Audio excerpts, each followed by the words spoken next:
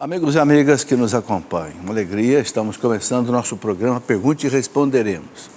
É um programa em que você pode mandar sua pergunta sobre as questões da nossa fé católica, ok? Para nós então respondermos. De vez em quando chegam perguntas que não têm diretamente a ver com a nossa fé, eu dou uma opinião, mas a opinião, claro, fica com ela quem desejar, ok? Vamos pedir à Virgem Maria que nos ajude, que interceda por nós nesse momento para a gente fazer um bom programa. Em nome do Pai, e do Filho, e do Espírito Santo. Amém. Ave Maria, cheia de graça, o Senhor é convosco. Bendita sois vós entre as mulheres, e bendito é o fruto do vosso ventre, Jesus. Santa Maria, Mãe de Deus, rogai por nós, pecadores, agora e na hora de nossa morte. Amém. Glória ao Pai, ao Filho e ao Espírito Santo, como era no princípio, agora e sempre. Amém. São José, rogai por nós. Em nome do Pai, e do Filho e do Espírito Santo. Amém. Muito bem, quero dar as boas-vindas a vocês que estão aqui no nosso estúdio Santa Clara. Temos amigos de São Paulo. Quem são? Isso, está aí. Marialva, é isso? No Pará? Paraná, ok. Guarulhos, São Paulo e Joinville, Santa Catarina, ok? Sejam bem-vindos, é uma alegria nós podemos fazer juntos aqui o nosso programa. E eu quero começar o programa mostrando aqui algumas publicações importantes. Padre Joãozinho, lançando aqui pela editora Canção Nova, o livro 50 Dias com o Espírito Santo. O que o Padre Joãozinho fez? Pegou 50 versículos da Bíblia que falam do Espírito Santo, que mostram um tipo de figura do Espírito Santo, e cada dia, né, você fazer uma reflexão sobre o Espírito Santo. Então, 50 dias, você vê que a cada dia tem aqui, né, o número, né, para você meditar a respeito do Espírito Santo. Mais um lançamento aqui da editora Canção Nova. Tem aqui também a revista da Canção Nova para criança, Canção Nova Kids, né? O pai e a mãe que quiser, né, receber esta revista de criança, revista muito boa para criança, né, de evangelização, de catequese.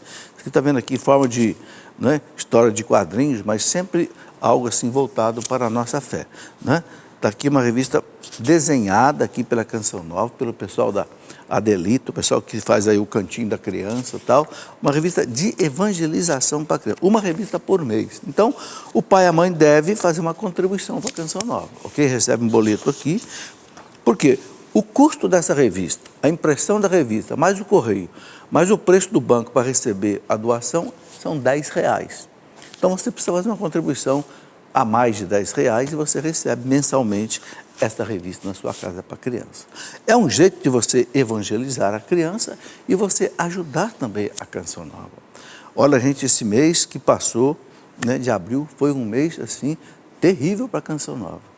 A campanha não chegou a 60%. Nunca houve isso aqui. A Canção Nova vai precisar fazer uma economia de guerra. De guerra. Sabe que economia de guerra? Eu fui militar 5 anos, eu sei o que é isso. Você vai para a guerra, não tem comida quente, não tem sobremesa, é bolachinha, é comida em lata, porque você está na guerra, ok? Canção Nova está numa situação dessa. Você que recebe o sinal da Canção Nova, que se enriquece com a programação da Canção Nova, ajude a Canção Nova, por favor, porque a Canção Nova nunca precisou tanto da sua ajuda. Além do que, a Canção Nova, você sabe, tem que passar do sistema analógico para o sistema digital. Já tem cerca de 120 cidades que já tem aí o sinal digital da Canção, que é obrigado por lei. Se você quiser ter informação, você pode entrar aí no site tv.cançãonova.com/tv-digital. Você fica sabendo se na sua cidade já tem o sinal digital. E a Canção Nova tem que colocar esse sinal em todas as cidades até um determinado prazo. Para vocês terem ideia, todas essas câmeras têm que trocar. Cada câmera dessa custa um negócio de R$50 mil. Tudo isso tem que trocar, porque elas operam no sistema analógico, vai ter que passar para o digital. As torres de transmissão dos sinais tem que trocar todas. Ou seja, vai milhões de reais nisso tudo. E a própria campanha para manter a despesa normal da Canção Nova não está fechando. Ou seja, é preciso a gente fazer um esforço nesse sentido. Aqueles que já ajudam, que continuam ajudando, eu peço que continue. O que está acontecendo? Esse mês de abril foi um mês cheio de feriados. Foram 3 feriados prolongados no final de semana. Né? Correio em greve, problemas de desemprego na faixa que mais ajuda a Canção Nova. A faixa popular que mais ajuda, a faixa que mais sofreu o desemprego. Então, qual é o jeito? Eu faço aqui um pedido. A classe mais alta, que tem mais recursos, que não sofre tanto o peso do desemprego, que tal você aumentar a sua contribuição em nome daquele que, de repente, perdeu o emprego e não pode ajudar a Canção Nova? Entendeu? Eu faço esse apelo aqui de coração. Conheço essa obra há 40 anos, que eu trabalho como o senhor Jonas Abib. Esse homem com 80 anos de idade continua trabalhando, não pensa em aposentadoria. Tá? Mas é preciso a gente fazer um esforço nesse sentido. Muito bem, quero mostrar também a revista da Canção Nova, né? Que bonito, né? Há 100 anos o céu visitou a terra. A visita de Nossa Senhora de Fátima, que está aí, 100 anos da aparição de Fátima, agora dia 13 de maio, né? A revista dedicada a ela. Essa revista também, para que você receba, são aqueles que contribuem com a Canção Nova. Aqui vem um boleto, né? Eu quero mostrar esse boleto. O boleto vem marcado aqui R$30, mas você pode dar mais. R$10 é o custo, né? Impressão, correio, banco. Aqui vem marcado 30, você pode dar mais, se quiser pode até dar menos. Agora, ajude. Né? Canção Nova não tem propaganda, não tem comerciais. Gente, isso é uma inovação. Isso é uma verdadeira epopeia. Uma televisão que fica 24 horas no ar sem propaganda, só com contribuição. O Padre Jonas acredita, né, na generosidade daqueles que assistem a Canção Nova. Muito bem. E falando também de evangelização, como esse livrinho de criança aqui, eu quero mostrar esse livro, né, também de evangelização de criança, sobre a missa. Esse livro foi escrito pelo filho do Dunga. O filho do Dunga, ele é formado em História. Aqui tem a foto dele, o Felipe. Ele desenha muito bem. Então ele fez um livro para criança, todo ilustrado, desenhos que ele mesmo fez, né? Explicando a missa de ponta a ponta, desde que o padre sobe ao altar até a bênção final. E o Felipe pediu que eu ajudasse na escrita, né, das explicações, que são escritas assim bem sumárias, mas explicando cada parte da Bíblia. Por que o padre usa, né, cores diferentes, o que significa a consagração, o que significa a oração dos fiéis, o que significa, né, quando o padre diz oremos. Enfim, é um livro para os pais, né, junto com a criança, ensinar para a criança o que é a missa. A missa é o ponto mais importante da nossa fé. Mas se a criança não entendeu o que é a missa, o sacrifício de Cristo que se torna presente no altar para a nossa salvação, sabe, são 5 missas celebradas a cada segundo no mundo. Eu já fiz essa conta. Como nós temos 410 mil sacerdotes no mundo, cada um celebra uma missa por dia, se você dividir pelo número de segundos que tem um dia, dá 5 missas por segundo, em que a terra oferece ao céu, ao Pai, o sacrifício redentor de Cristo, né, para que o mundo mude, para que os pecados da humanidade sejam aplacados pelo sangue de Cristo. Então, a missa é muito importante que a criança entenda. Gostei desse livro, ajudei o Felipe a fazer uma revisão teológica, uma parte toda doutrinária, somos muito amigos, e fiz até a apresentação do livro, que ele me pediu, com alegria, pude ajudá-lo um pouco nessa obra.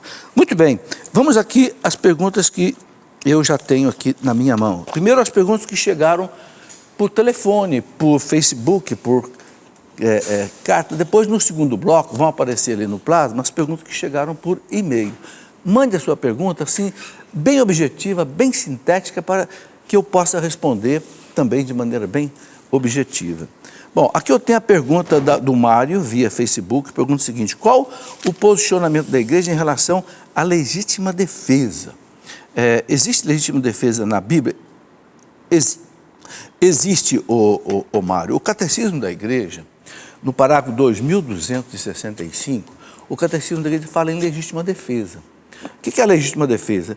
Se uma pessoa te ameaça, vamos supor, de morte, né, e você não tem como se defender, a não ser matando a pessoa, claro, veja bem, é a questão do mal menor. Só tem 2 alternativas: ou eu mato ou eu morro. Você é inocente. O outro é que é um agressor injusto. Então, que morra o agressor injusto. Então, o Catecismo diz o seguinte, 2265, ele diz assim, a legítima defesa pode ser não somente um direito, mas um dever. Olha que interessante, um dever grave para aquele que é responsável pela vida dos outros. Você tem família, você tem filho, você tem irmão, você não pode deixar que o outro te mate injustamente. Ninguém pode morrer assim, não é? Preservar o bem comum da sociedade exige que o agressor seja impossibilitado de prejudicar o outro. A este título, os legítimos detentores da autoridade têm o direito de repelir pelas armas os agressores da comunidade civil pela qual são responsáveis. Então, uma comunidade é ameaçada, é atacada, claro, a polícia, o exército tem que defender. É legítima defesa. Não se pode usar as armas para, sem finalidade, sem ameaçar os outros, não, mas para defesa. Por isso nós temos o exército, a marinha e a aeronáutica. Não é para atacar ninguém, é para defender o país. Pessoalmente é a mesma coisa. O catecismo diz que a pessoa tem que se defender. Por quê? Porque a vida é um dom que pertence a Deus. Eu não posso deixar o outro tirar a minha vida, assim, de maneira violenta e injusta. Ok? Francisca de Cabreúva, em São Paulo, a Francisca pergunta o seguinte, eu tenho um filho de 30 anos que mora comigo, não me obedece, muitas vezes discutimos, ele não quer ir à missa, na sua opinião, como devo proceder com essa situação? Ô Francisca, 30 anos? Eu com 30 anos tinha 5 filhos. Casei com 22, com 30 anos tinha 5 filhos. Esse rapaz com 30 anos, você não pode tratar ele como uma criança. Deixa ele viver a vida dele. Você já deve ter dado todos os conselhos que você tem que dar para ele, não deu? Continue falando de Deus para ele, continue mostrando para ele a lei de Deus. Agora, se ele não quer seguir a Deus, o problema é dele, ele vai responder para Deus. Você certamente, como mãe, já colocou tudo que você tinha que colocar com ele. 30 anos, pelo amor de Deus, é um homem, né? Não é mais nem criança, nem adolescente, já está saindo, inclusive, da idade de juventude para adulta. Né? Então, ele que siga o caminho dele, ok? Lembra do filho pródigo? Aquele filho quis ir embora. O pai disse, vai. Foi lá, comeu lavagem no mundo, né? E voltou para a casa do pai. Sabe? Às vezes é isso que tem que acontecer para a pessoa mudar de vida. Não estou dizendo que é para você tocar seu filho da sua casa, não. Não é isso, não. Mas você tem que colocar certas exigências na sua casa. Porque não é possível que um rapaz de 30 anos fique discutindo com a mãe. Se ele não está satisfeito de morar com a mãe, então, acha teu caminho. Eu quero mandar aqui um abraço para uma senhora chamada Irineia, que deixou aqui uma lembrança para mim. Né? Ela é de Goiás, eu agradeço a lembrança que você deixou aqui para mim, Irineia. Thaís Oliveira, o que a igreja diz sobre pranaterapia? Pranaterapia é dessas terapias tipo orientais, em que se busca um equilíbrio energético no corpo da pessoa através de massagens com as mãos e tal. É um problema que não é de religião. Eu digo, aqui de vez em quando chega a pergunta que não tem nada a ver com religião, não tem resposta nos documentos da igreja. Então, o que eu digo?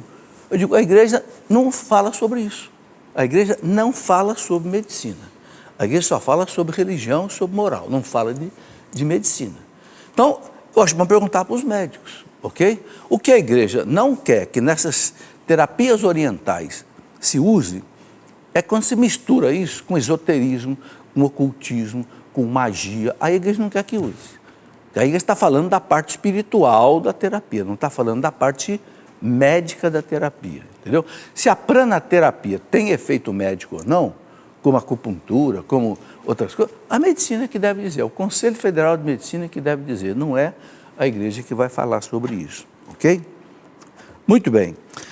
Maria Aparecida da Silva é de João Pinheiro, em Minas Gerais, e tem uma outra pessoa que faz uma pergunta parecida, eu vou juntar as duas.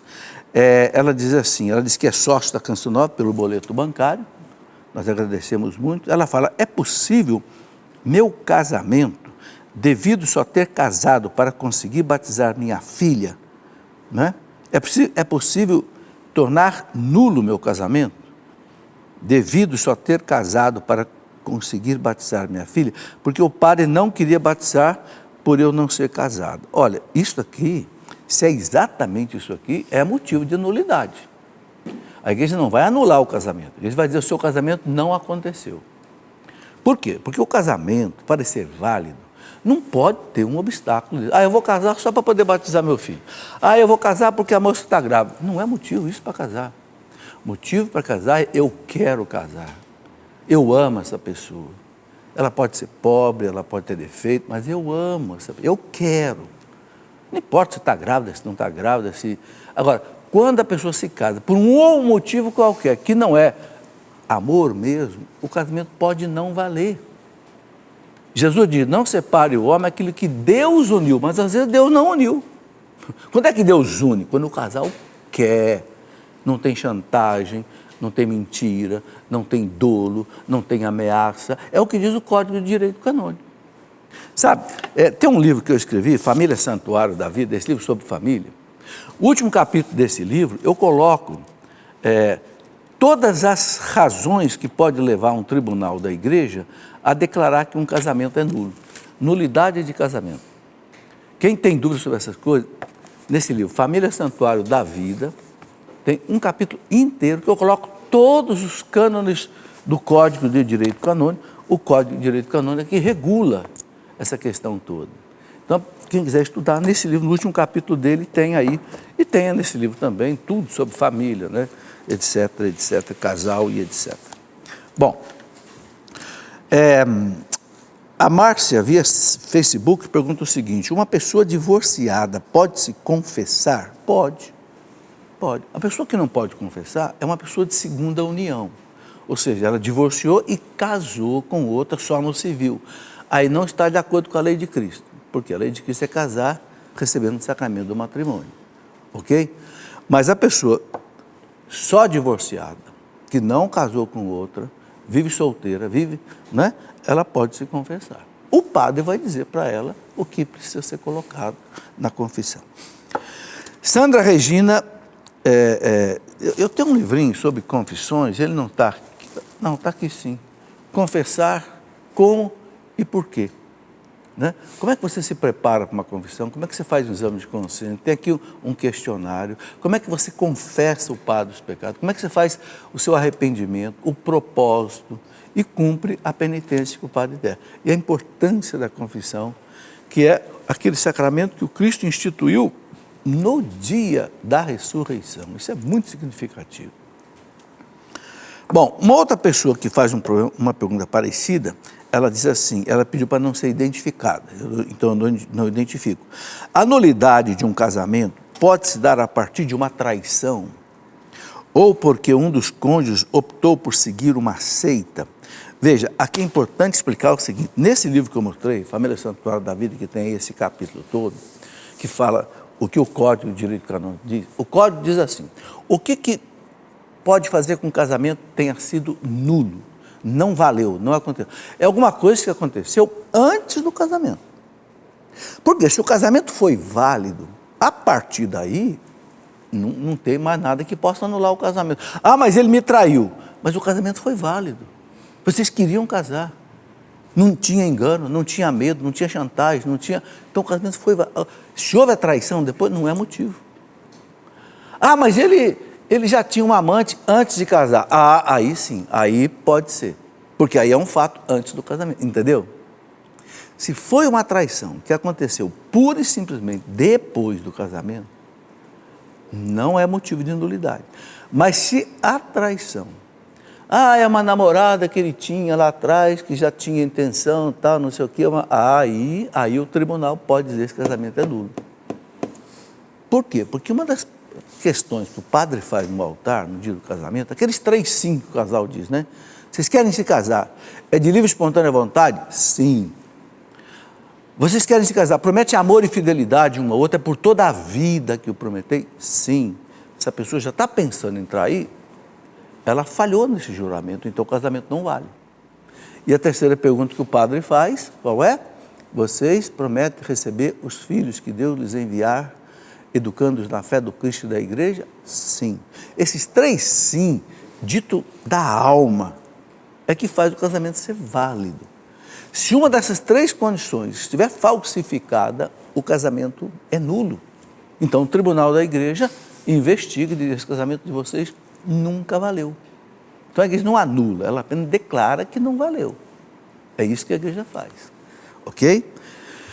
Agora, o fato do cônjuge seguir uma seita é a mesma coisa. É um fato que aconteceu depois do casamento. Então, em princípio, não anula. Agora, é tal história. Se a pessoa, por exemplo, antes de casar, já pensava de ir para uma seita, diferente daquela que ela revelou para o cônjuge: não, eu vou casar na igreja, tal, direitinho, mas não, depois eu vou mudar. Aí, entendeu? Se houve alguma intenção ou fato antes do casamento, mesmo que tenha acontecido depois, aí é indício de nulidade. Aí o tribunal da igreja, por isso que tem 3 juízes para analisar a questão, por isso que é uma coisa um tanto complicada. Hoje o Papa Francisco pediu que os tribunais resolvam isso de maneira mais rápida e também cobrem o mínimo, se possível até não cobrar nada. Os tribunais têm que se adequar a isso, porque os tribunais contratam pessoas. Não são padres que trabalham de graça, não tem leigos que trabalham, são contratados para ser juízes. Né? Muito bem. Sandra Regina, que é via Facebook, pergunta o seguinte: gostaria de saber a opinião da igreja sobre a terapia de constelação sistêmica familiar. Ora, essa constelação familiar, ela foi fundada por um ex-padre, deixou o sacerdócio, se meteu aí também pelo espiritismo e fundou esse negócio de terapia sistêmica familiar. Eu conversei com uma pessoa que entende profundamente desse assunto, né, e me deu essas explicações. Então, realmente é algo que para nós católicos não é recomendável, a tal constelação familiar, ok? É o que eu sei dizer sobre isso. Eu escrevi um livro que eu chamei de Falsas Doutrinas, Seitas e Religiões. Tudo que são doutrinas, religiões e seitas que não bate com a fé católica. Esse livro eu não escrevi para atacar ninguém. Esse livro eu escrevi para orientar o católico o seguinte: você não pode ser católico e outra coisa. Você não pode ser católico, ou ser espírita, ou ser sexnoyer, ou ser umbandista, ou ser não sei, islamista. Não pode. Você é católico. Por que não pode? Então, aqui a única coisa que eu mostro nesse livro é onde é que está a incompatibilidade. Entende? Respeitando a fé de cada um. Quem quiser ser espírita, que seja. Quem quiser ser umbandista, que seja. Eu quero orientar quem é católico. Por que você não pode ser católico? É como se fosse: por que você não pode ser palmeirense e corintiano ao mesmo tempo? Dá para ser palmeirense e corintiano? Não dá. Não dá, né? É a mesma coisa na religião. Mudando o que deve ser mudado, como diz o latim, mutatis mutandis, entendeu? É isso. Igor pergunta o seguinte: por que Jesus por que não chama Maria de mãe? Por que Jesus não chama Maria de mãe? E como provar que Jesus foi gerado por Maria? Bom, a prova está nos evangelhos. Os 4 evangelhos que provam que a única pessoa que aparece na Bíblia como filho de Maria é Jesus. Você nunca vai encontrar nos 4 evangelhos outra pessoa: João, filho de Maria. Não, Jesus, filho de Maria. Agora, os evangelhos são autênticos? São autênticos. A crítica científica, racionalista, inimiga da Igreja Católica, atestou que os evangelhos são autêntico, não é ficção, não é invenção, não é fraude. Né? Os racionalistas lá do século XVIII, XIX, aqueles franceses que fizeram a Revolução Francesa, aqueles que só acreditavam na razão, não acreditavam em nada que fosse espiritual: Renan, Rousseau, Voltaire, Diderot, Montesquieu, Companhia Limitada, né? Quiseram destruir os evangelhos. E fizeram uma comparação dos 4 evangelhos, querendo mostrar que um contradizia o outro, Só que no fim de 50 anos, eles quebraram a cara. E eles tiveram que dizer para o mundo que os evangelhos são autênticos. Eu não sei se tem aí o livro, Gabriela, não sei se tem o livro Jesus Cristo é Deus. Este livro explica isso. Eu quero mostrar esse livro. É de um padre espanhol que fez 5 conferências há muito tempo numa universidade espanhola, mostrando por que Jesus Cristo é Deus, baseado nos evangelhos, mas ele mostra por que os evangelhos são autênticos. Porque os inimigos da igreja, os filósofos racionalistas, que não acreditavam que Jesus era Deus, inimigos da igreja, queriam destruir a igreja a partir da destruição dos evangelhos, eles quebraram a cara. O racionalista alemão von Harnack, o von Harnack disse, nós trabalhamos 50 anos para tentar destruir os evangelhos, e o que nós conseguimos fazer foi colocar os evangelhos num pedestal, ou seja, dizer para o mundo que os evangelhos são autênticos. Coisa maravilhosa. Então, a pergunta da pessoa aqui é, como provar que Jesus foi gerado por Maria? Então, os evangelhos. Por que Jesus chama Maria de mulher? Por que ele não chama de mãe? Porque ele quer mostrar quem é a mulher, que em toda a Bíblia atravessa, está aqui, ó. Esse livro aqui é uma das coisas mais preciosas que eu já li. Jesus Cristo é Deus. Esse livro quem pôs na minha mão foi o Monsenhor Jonas Abib, quando eu tinha 20 anos de idade. Até hoje eu gosto desse livro. Esse livro mostra que Jesus é Deus. Pelos evangelhos, mostrando que os evangelhos são autênticos, e os evangelhos mostram 40 provas de grandes milagres de Jesus. Quem é que anda sobre as águas? Quem é que multiplica pães? Quem é que ressuscita? Quem é que ressuscita os mortos? Mas aí ele mostra o seguinte, a autenticidade baseada nos evangelhos. Jesus chama Maria de mulher porque ele quer mostrar qual é a mulher que atravessa toda a Bíblia, do Gênesis ao Apocalipse. No Gênesis, Deus disse, uma mulher, ó serpente, uma mulher vai esmagar a tua cabeça. Que mulher é essa? É ela, é Maria. Lá no Gênesis, lá no Apocalipse, aquela mulher vestida de sol, a lua debaixo de seus pés como um pedestal, 12 estrelas, né? E o sol como seu manto, ou seja, o universo glorificando essa mulher, o sol, a lua e as estrelas, era tudo que eles conheciam de astronomia na época, ok? Então, né, Jesus diz, é a mulher, essa mulher que o demônio quis matar o seu filho, que Deus o protegeu. Então, quando Jesus diz, mulher, aos pés da cruz, aí está teu filho, filho, aí está tua mãe, né? É claro que é a mãe dele, mas é a mulher que atravessa toda a Bíblia. Bem, vamos fazer o nosso intervalo e vamos para as perguntas que chegaram depois por e-mail. Espera aí, é bastante rápido o intervalo. Muito bem, de volta já com o nosso Pergunte e Responderemos. Eu tenho aqui um aviso muito interessante. Esse programa vai começar a passar pela Rádio Canção Nova também. Então, o programa PR, Pergunte e Responderemos, estreará na Rádio Canção Nova na próxima terça-feira, dia 9 de maio. Terça-feira. Vai ser reprisado na rádio, ok? O programa será sempre às terças-feiras, às 21 horas, na Rádio Canção Nova, FM 96,5, tá? De Cachoeira Paulista até Taubaté, ou sul de Minas. Também é possível sintonizar pelo aplicativo da rádio, disponível gratuitamente para smartphone, ok? Então aí a partir de terça-feira, dia 9 de maio, o programa PR vai passar, né? Não é o programa ao vivo, é um programa que passou aqui na TV e será colocado também na Rádio Canção Nova. Outro aviso importante aqui é o seguinte, né?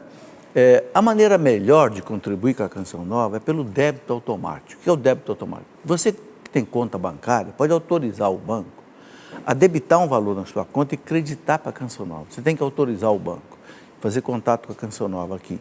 É só você ligar no telefone aqui, 12 31 86 2600 e combinar. Olha, eu quero passar a contribuir com tantos reais para a Canção Nova. Quem fizer isso, a Canção Nova, assim, num gesto de gratidão, está dando um brinde de presente, ok? Ou é um livro, alguma coisa que a Canção Nova está dando, né, de gratidão para fomentar, que é a melhor maneira de ajudar a Canção Nova. Eu já falei que nós tivemos no mês de abril o pior mês de contribuição para a Canção Nova na história, talvez, da televisão Canção Nova. Não chegou a 60%. Isso é um desastre. Por quê? Porque a Canção Nova, para pagar todas as dívidas do mês, ela precisa chegar a 100%. Quando ela não chega, ela tem que tomar dinheiro emprestado em banco. E você sabe que está pouquinho o juro, né? Está baixo o juro, né? O juro está altíssimo. Mas não pode parar. A máquina não pode parar. Então eu deixo aqui mais uma vez esse apelo, né? Outra informação importante, acampamento Livrai-nos do Mal, do dia 19 a 21 de maio, aqui na Canção Nova. Está aí, a Canção Nova não para. Acampamento Livrai-nos do Mal, e o tema Sereis verdadeiramente livres, é do Evangelho de São João, capítulo 8, versículo 36, com a presença do Padre Zé Augusto, né? Muito bem conhecido, a Rogerinha, o Ironi Spuldaro, que anda pelo Brasil, anda pelo mundo. O Spondino já esteve pregando na Rússia, esteve pregando na Polônia, o Brasil inteiro, vai estar aqui, né? E vamos ter o show de lançamento do DVD Orações em Canção, com o Padre Bruno Costa. Está aí um ótimo final de semana, 19 a 21 de maio, acampamento Livrai-nos do Mal. Muito bem, antes de responder essa pergunta ali, quero mostrar esses dois lançamentos aí, praticamente desta semana da Canção Nova. Semana passada, esta semana, a história da missa. Na verdade, não é história bem, é história, mas também a explicação da missa, eu já mostrei, é do livro do Felipe Santos. Felipe Santos é filho do Dunga, formado em História. Eu o ajudei na revisão teológica desse livro, os escritos. É um livro para ensinar crianças e jovens o que é a missa, e todo ilustrado. O Felipe é exímio desenhista, todos esses desenhos são dele, né? E ele gosta muito de trabalhar exatamente com esse tipo de literatura, assim, explicando para a criança, né, a missa, desde que o padre sobe ao altar até que dá a bênção final. O que significa cada passo da missa? E um livro, O Sentido Cristão do Trabalho. O trabalho nos santifica. O trabalho é uma das formas de santificação da pessoa. O cristão que trabalha mal é um mau cristão. O cristão negligente, imprudente, que faz um trabalho sem perícia, sem capacitação, é um mau exemplo de cristão. O cristão tem que ser um trabalhador correto, um trabalhador que tem capacitação. Não importa se ele está lavando uma camisa ou se ele está operando um doente para salvá-lo da vida. Né? São Paulo fala na carta aos Colossenses, capítulo 3, versículo 17, São Paulo diz assim: tudo o que fizerdes, por palavra ou por obra, faça em nome do Senhor Jesus, dando por Ele glória a Deus Pai. Se tudo que a gente faz, meus irmãos, a gente passa a maior parte da nossa vida trabalhando, não é verdade? Eu trabalho 3 períodos, trabalho de cedo à tarde e à noite. Não é? Graças a Deus, tenho saúde para isso. Não é? Faz coisas de Deus, né? E se eu não sou feliz no meu trabalho? E se eu faço mal ao meu trabalho? Eu estou jogando a minha vida fora.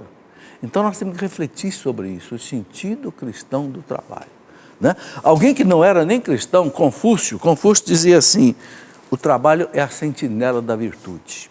Ou seja, não deixa a pessoa cair no vício, no ócio, na preguiça, na malandragem, né? Na bebida. Quem trabalha anda correto. Muito bem, vamos aqui às perguntas que chegaram por e-mail. Solta aí para nós, por favor. Tá? Gostaria de saber se existe alguma possibilidade do Papa Francisco autorizar que padres possam casar. Ele já falou que não. A igreja nunca autorizou padre casar. Ok? Nunca, na história da igreja. No Oriente, a igreja pode ordenar homens casados, mas mesmo na igreja católica do Oriente, se alguém foi ordenado solteiro, não pode casar mais. A igreja ordena homens casados. Então, a igreja nunca vai autorizar que um padre possa casar. Isso realmente, o Papa Francisco disse que não vai autorizar isso. Pode passar. Alex David, Rio de Janeiro. Compreendo que a Igreja Católica usa 3 fontes de fé: a Bíblia, a tradição oral e o magistério. Certíssimo. Onde podemos encontrar a tradição oral apostólica? Alex, a tradição oral você encontra principalmente nos padres da igreja. Quem são os padres da igreja? Aqueles primeiros gigantes da igreja, lá dos primeiros séculos, que enfrentaram as heresias, que formularam a fé católica, né? A partir dos apóstolos. Né? Então nós temos aí, por exemplo, um São Justino, lá do século II, temos aí um Tertuliano, temos aí um Santo Agostinho, um Santo Ambrósio, que batizou Santo Agostinho, São Jerônimo. Esses grandes homens da igreja, eles trazem a tradição apostólica, Santo Irineu de Leão, São Policarpo de Esmirna, né? Por que é a tradição apostólica? Porque eles ouviram os apóstolos. São Clemente, que foi Papa no ano 94, ele era discípulo de São Paulo. Então, sim, pode me trazer aqui, a produtora do programa, a Ana, está me trazendo aqui 3 livros. Esses 3 livros eu escrevi quando eu comecei a Escola da Fé, que é o programa de quinta-feira, há 20 anos atrás, 22 anos atrás. Eu escrevi, né, a Sagrada Escritura, é um dos pontos de apoio da igreja, a Sagrada Tradição e o Sagrado Magistério. Aqui, nesses 3 livros, você entende a base da Igreja Católica. O que o protestantismo fez? Tirou 2 coisas, deixou só a Bíblia, tirou a tradição e tirou o magistério. Por isso que rachou. Hoje são 30 mil denominações.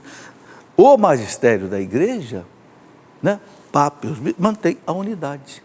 Hoje, por exemplo, assisti uma missa em Aparecida do Norte, né, os bispos estão reunidos em Aparecida, todos os bispos ali, 370 bispos, celebrando a missa ali às 7h30 da manhã, no Santuário Nossa Senhora Aparecida, todos eles com a túnica branca, a estola vermelha, porque é dia de São Filipe e de São Tiago, 2 mártires. Que beleza, a gente vê a igreja tem uma unidade. A mesma missa celebrada aqui é celebrada no mundo inteiro.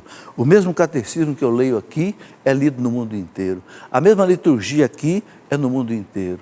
O mesmo governo da igreja, o Papa vale para o mundo inteiro.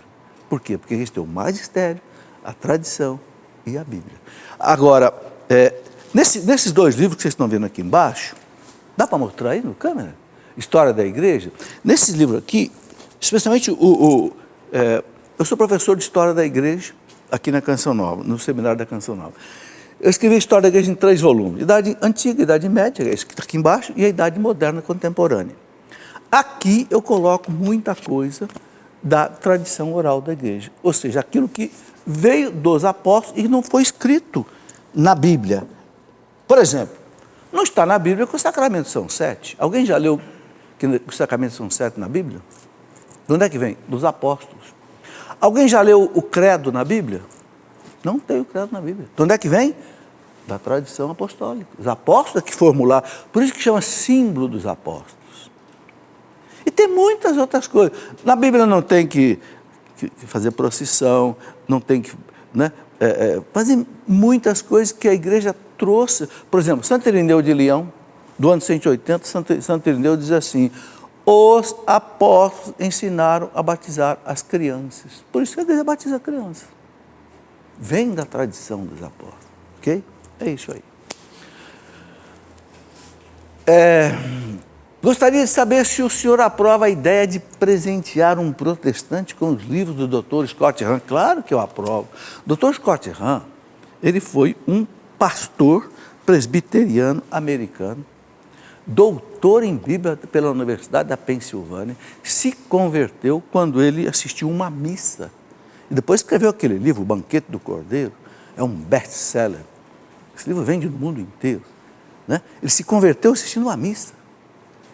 Porque ele é doutor em Bíblia, em Apocalipse, ele viu o Apocalipse na missa. Ele disse, ele escreveu no livro dele, quem não entende o Apocalipse não entende a Bíblia, quem não entende a missa não entende o Apocalipse. Eu estive 2 vezes na casa dele, nos Estados Unidos.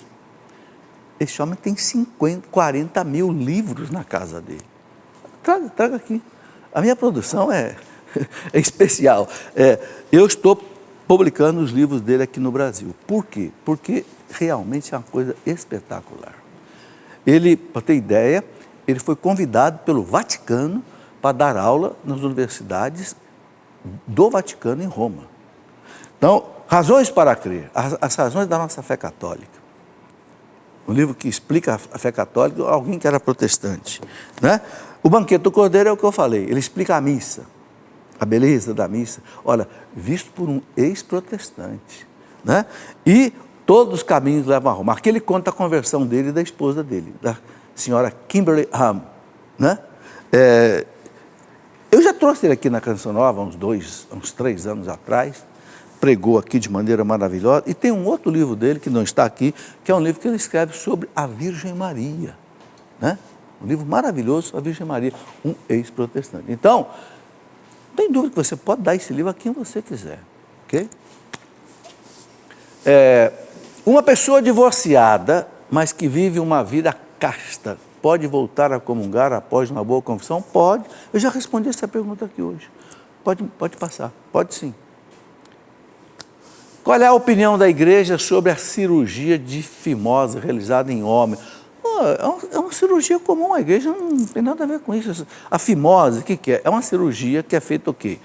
Na pele do pênis, o pênis do homem, às vezes ele é muito fechado com uma pele. Isso complica, às vezes, até a pessoa poder urinar.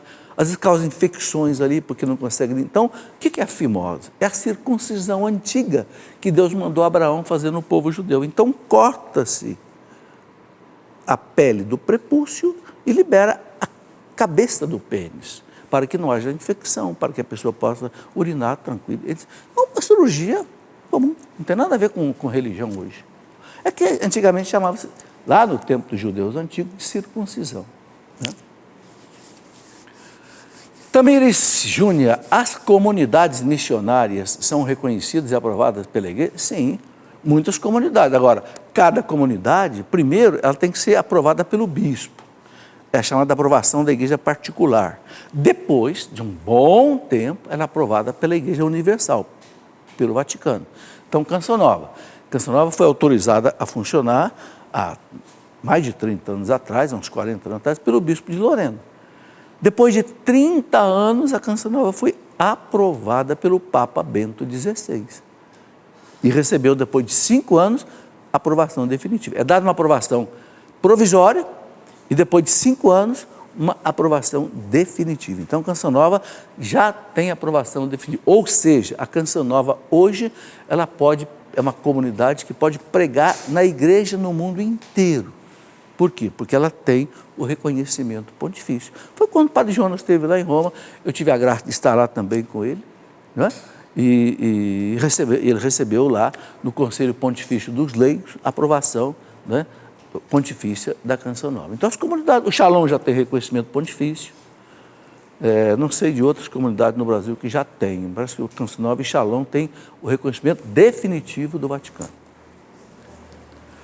Pedro Henrique, de Taguatinga do Sul, Distrito Federal. Se não tivéssemos cometido o pecado original, ainda assim Jesus viria à Terra?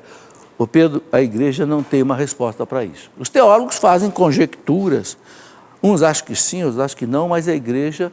Sabe o que acontece? A igreja, ela não dá uma palavra sobre coisas que não aconteceram.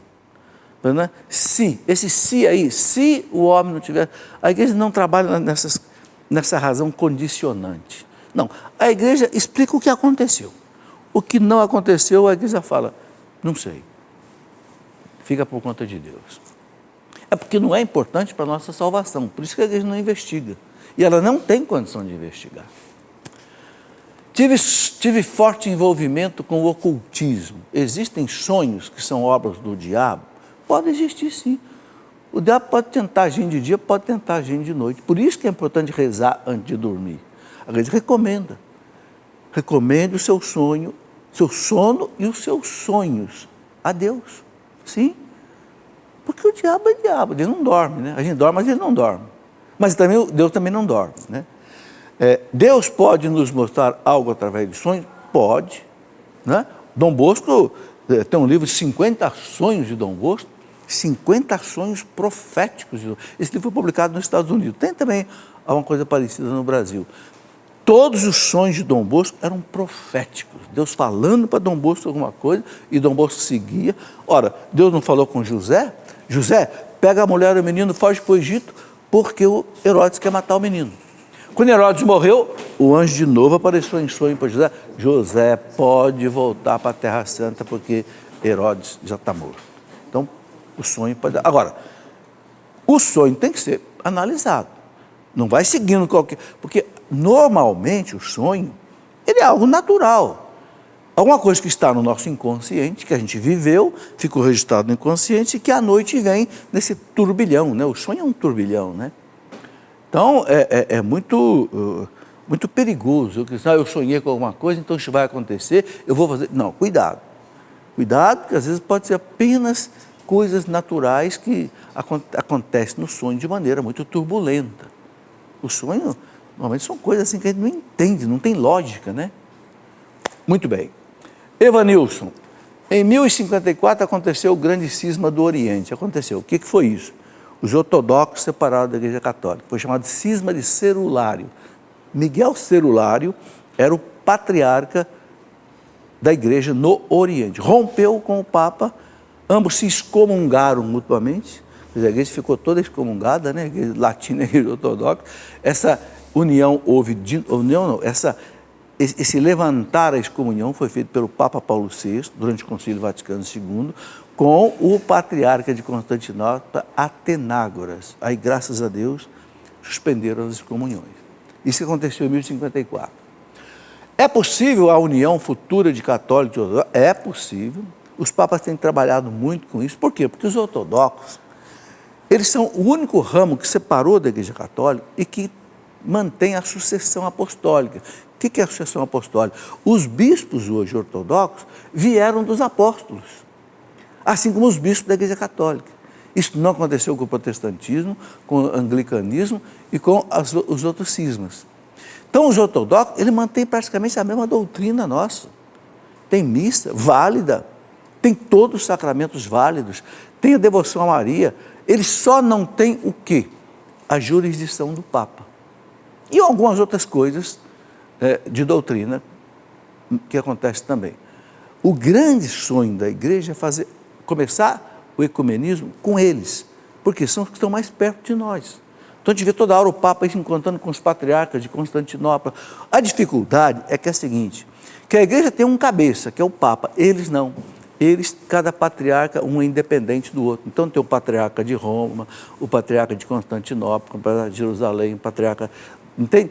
Então, fazer unidade com várias cabeças é difícil. Se eles tivessem um só, e nós um só, era mais fácil. Mas a igreja está tentando. O sonho do Papa João Paulo II era exatamente isso. Ele dizia, a igreja voltar a respirar com os dois pulmões. Ou seja, o pulmão do Ocidente, Roma, e o pulmão do Oriente, a Grécia, né? Rússia, Palestina, etc. Se Deus quiser, isso vai acontecer.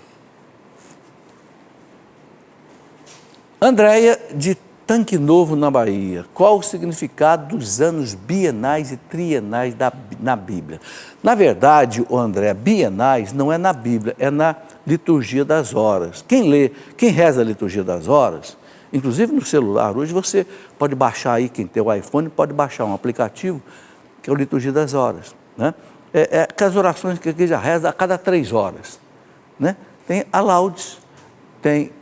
Quer mostrar, Ana? Mostra aí, ó. Aqui. Daqui. Dá para a câmera mostrar aqui? É isso daqui, ó. Esse aplicativo aqui, né? São a liturgia das horas. O clero é obrigado a rezar a liturgia das horas a cada 3 horas. Ou então reza de uma vez, dependendo das atividades que o clero tem. São o quê? As laudes, que é às 6 da manhã, a terça, às 9, a sexta, meio-dia, a nona, às 15 da tarde, a véspera, 18 horas, e as completas, às 9 da noite. Ok? Então, pode pegar, Ana. Então, a cada 2 anos, isso aqui muda. É uma beleza. Depois tem as leituras, sempre uma leitura de um padre da igreja, né? Enfim, o significado trienais, aí sim é com relação à Bíblia. A cada 3 anos, a igreja passa a Bíblia inteira na missa. Então tem o ano A, o ano B e o ano C. Agora nós estamos no ano A. Né? Então a igreja coloca uma série de leituras durante a semana. No domingo não, no domingo é fixo para os 3 anos. Mas durante a semana, de segunda a sábado, então tem ano A, uma série de leituras da Bíblia, do Antigo e do Novo Testamento. Ano B muda e ano C muda. De modo que depois de 3 anos, a igreja passou a Bíblia inteira. Não é toda a Bíblia, são textos escolhidos, de modo que você tem uma visão assim, panorâmica da Bíblia em 3 anos. Então, quem vai à missa todo dia, a cada 3 anos, tem uma visão geral da Bíblia. Ok? Esse é o significado trienal. O bienal é na liturgia das horas. Vamos lá. Fabrício Lima, de Salvador, na Bahia. Qual é a sua opinião a respeito do conteúdo das mensagens, das aparições de Nossa Senhora em Anguera, na Bahia. Ô Fabrício, sinceramente, eu não tenho base para dar uma opinião assim conclusiva, porque eu não conheço bem. Eu sei que tem muita gente que ama essas aparições, frequenta lá. Eu só coloco a seguinte orientação da igreja. Qual é a orientação da igreja? O bispo da diocese autoriza, reconhece, autoriza que as pessoas vão lá, autoriza a missa lá, então, ok. Procure saber qual é a posição, qualquer aparição de Nossa Senhora. E tem aparições verdadeiras mesmo, eu não tenho dúvida disso. Mas tem também a aparição falsa, que o demônio também sabe se transvestir em anjo de luz, como diz São Paulo, né? Então, é preciso o quê? Que a primeira pessoa responsável é o bispo. Então, normalmente o bispo monta uma comissão de teólogos, manda avaliar. Se o bispo disser, não há nada contra a fé católica, por exemplo, Medjugorje, até hoje não tem uma palavra definitiva de Roma. Não tem. Papa Francisco montou uma comissão agora para dar uma palavra final sobre Medjugorje, mas não é proibido ir lá. Por quê? Lá tem missa, tem tudo, eu já estive lá 3 vezes. Por quê? Porque o bispo local autoriza. Então, procure saber, não só de Anguera, né, mas de qualquer aparição, o que o bispo diocesano definiu. Ok? Aparecida Cláudia de Canarana, Mato Grosso. O que a igreja diz sobre o uso da pulseira Acmos? Olha, essa pulseira é uma pulseira meio tipo eletrônica que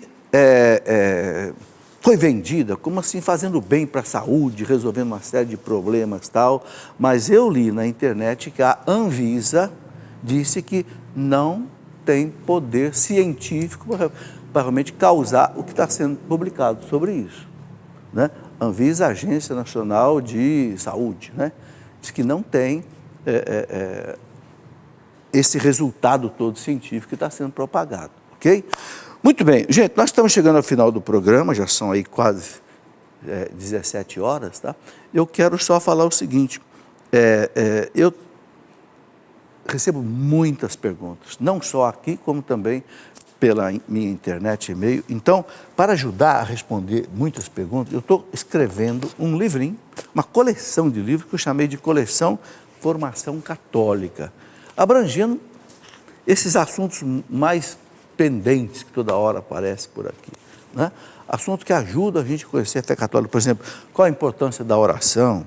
Você sabe o que foram as cruzadas? Você sabe o que foi o caso Galileu Galilei, Joana d'Arc? Sabe o que foi a Inquisição? Sabe o que foi, né? Sabe o que é a ideologia de gênero? Enfim, eu estou pegando uma série de assuntos desses que o povo pergunta muito, transformando em pequenos livros, assim, inclusive, grampeados para ficar um texto mais, inclusive, em conta, né? E junto com isso, pelo meu site Cleofas, eu estou fazendo um curso de teologia à distância, que eu chamei de Escola da Fé Online. É só entrar no site Cleofas, clicar lá, você tem todas as informações, ok?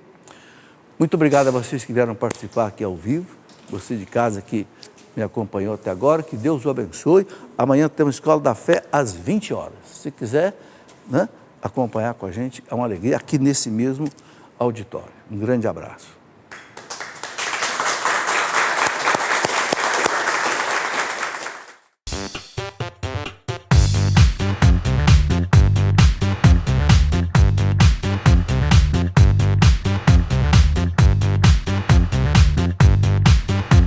cançãonovaplay.com. Assine já!